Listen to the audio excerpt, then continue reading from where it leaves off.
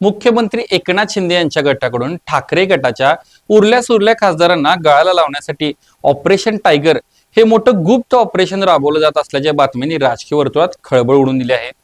पण operation tiger नक्की आहे तरी काय? याचा मुख्य हेतू काय आहे? एकनाथ शिंदे यातून भाजपची आपवाली रणनीती वापरत आहेत का? आणि सर्वात महत्त्वाचं म्हणजे ठाकरे गटाच्या कट्टर शिवसैनिकांची यावर काय भूमिका आहे? ऑपरेशनला महायुतीचा पाठिंबा आहे असं जरी म्हटलं असलं तरी महायुतीतील एक महाशक्ती एकनाथ शिंदे यांच्या ऑपरेशन टायगरला खो घालत आहे का? या सर्व प्रश्नांची उत्तरे आपण आजच्या पॉडकास्टमध्ये सविस्तर जाणून घेणार आहोत, त्यामुळे व्हिडिओ शेवटपर्यंत नक्की बघा।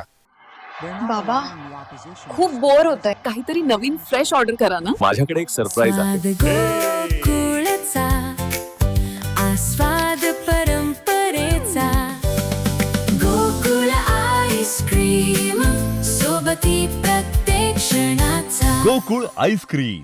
नमस्कार, मी हर्षवर्धन भोसले, सकलम मध्ये आपले स्वागत आहे। सर्वात आधी समजून घेऊया की हे ऑपरेशन टायगर काय आहे। सध्या शिवसेना शिंदे पक्ष राज्यातील आपली राजकीय ताकद वाढवण्याच्या दृष्टीने विस्तार करीत आहे। लोकसभेत शिवसेना उद्धव बाळासाहेब ठाकरे पक्षाचे 9 खासदार आहेत। सूत्रांच्या माहितीनुसार ऑपरेशन टायगर ही एकनाथ शिंदे यांची पक्ष विस्ताराची रणनीती आहे, ज्या अंतर्गत ठाकरे गटाचे किमान 6 खासदार फोडण्याचे उद्दिष्ट ठेवण्यात आले आहे। शिवसेनेतील 9 खासदारांपैकी काही खासदारांसोबत एकनाथ शिंदे यांच्या गोपनीय बैठका झाल्याची चर्चाही आधीमध्ये होत असते। ऑपरेशन टायगर मागे 3 मोठे राजकीय हेतू असल्याचे दिसून येते। पक्षांतर बंदी कायद्यापासून बचाव, 9 पैकी किमान 6 खासदारांनी म्हणजेच 2/3 खासदारांनी गट सोडला तरच ते कायदेशीररित्या सुरक्षित राहू शकतील। 2019 ला झालेल्या लोकसभा निवडणुकीत संसदेमध्ये शिवसेनेचे 18 खासदार होते। एकनाथ शिंदेच्या नेतृत्वाखाली शिवसेनेत फूट पडली त्यावेळी स्वतंत्र गट स्थापन करण्यासाठी 2/3 म्हणजेच 13 खासदारांनी शिवसेना शिंदे गटात प्रवेश केला होता। 9 पैकी 6 खासदार आपल्या गटात घेऊन 2019 इतिहासाची पुनरावृत्ती करण्याचा विचार शिवसेना शिंदे गटाचा होता, अशी जोरदार चर्चा राजकीय वर्तुळात सुरू आहे। सुप्रीम कोर्टातील लढाई, शिवसेना पक्ष आणि चिन्हाचा वाद सर्वोच्च न्यायालयात आहे। तिथे शिंदे गटाला हे सिद्ध करायचं आहे की केवळ आमदारच नाही तर बहुतांश खासदार ही त्यांच्याच बाजूने आहेत। यामुळे ठाकरे गटाची कायदेशीर बाजू अधिक कमकुवत होईल। विधान परिषद आणि आगामी निवडणुका, विधान परिषदेच्या निवडणुका आणि भविष्यातील राजकीय खेळीसाठी उद्धव ठाकरेंची दिल्लीतील ताकद पूर्णपणे संपवणे हा यामागचा मुख्य अजेंडा आहे। आता एक अत्यंत महत्त्वाचा प्रश्न उपस्थित होतो, एकनाथ शिंदे हे तेच करत आहेत का जे भाजपने दिल्लीत आम आदमी पार्टी सोबत केलं होतं? राजकीय विश्लेषकांच्या मते या दोन्ही घटनांच्या कार्यपद्धतीत बरंच साम्य आहे। ज्याप्रमाणे भाजपने आपच्या सर्वोच्च नेत्यांना आणि कोर टीमला टार्गेट करून पक्ष नेतृत्वहीन आणि कमकुवत करण्याचा प्रयत्न केला, अगदी तशीच रणनीती शिंदे इथे वापरत आहेत असे चित्र आहे।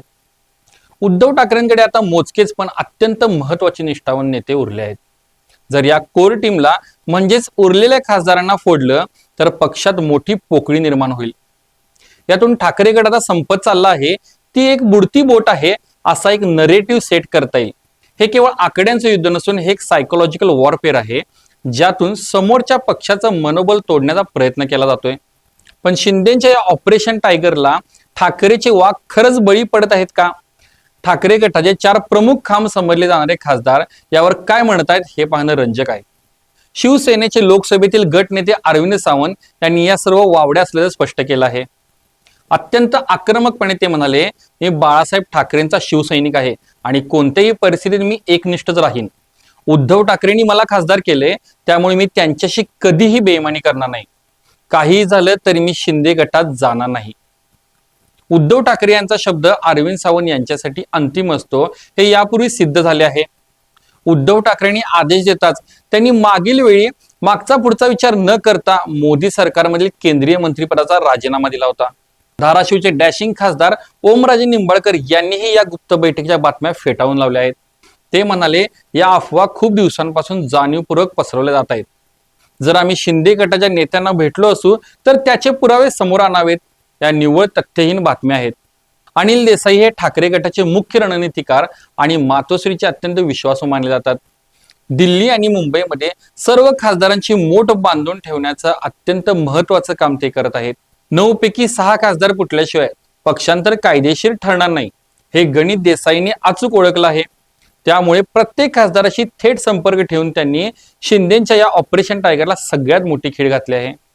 नुकतेच नाशिकचे खासदार राजाभाऊ वाजे हे शिंदे गटाचे खासदार श्रीकांत शिंदे यांच्यासोबत एकाच व्यासपीठावर दिसले होते.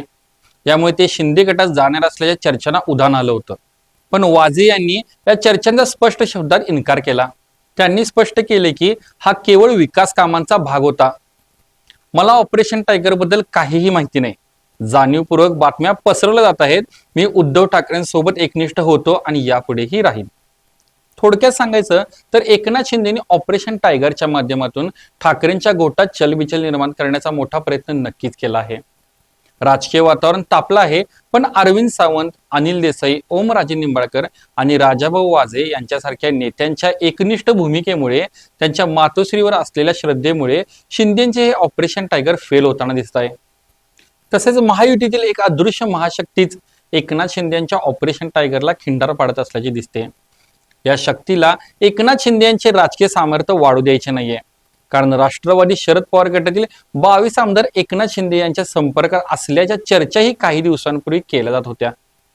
एकूण सर्व परिस्थिती पाहिली तर एकनाथ शिंदे यांची शिवसेना भविष्यात अडचणीची ठरू नये यासाठी सुद्धा महायुतीतून पद्धतशीर मोर्चेबांधणी केली जात आहे. मुळात प्रादेशिक पक्ष नकोत, ते बळकट होता कामा नये अशी धोरणात्मक व्यूहरचना केली जात आहे. ही अदृश्य शक्ती रोजच्या पत्रकार परिषदा किंवा जाहीर सभांमधून लढत नाही, तर त्यांचा भर जुने जाणते रणनीतिकार, छोपे समर्थक आणि तळागाळातील गुप्त माहितीच्या भक्कम जाळ्यावर आहे. अत्यंत रणनीतीपूर्वक संपर्कात अडथळे आणून आणि सर्व प्रलोभने निष्फळ ठरवून ही महाशक्ती शिंदे गटाचे सायकोलॉजिकल वॉरफेअर त्यांच्यावरच उलटवत आहे. तुम्हाला काय वाटतं? एकनाथ शिंदे यांच्या ऑपरेशन टायगरला भविष्यात यश मिळेल की ठाकरेंची उरलेली शिवसेना अशीच खंबीरपणे उभी राहील? तुमचे विचार आणि मते खालील कमेंट बॉक्समध्ये नक्की सांगा. जर तुम्हाला आजचा हा राजकीय रिपोर्ट आवडला असेल तर व्हिडिओला लाईक करा, जास्तीत जास्त शेअर करा. भेटूया पुढच्या व्हिडिओमध्ये लवकरच. धन्यवाद.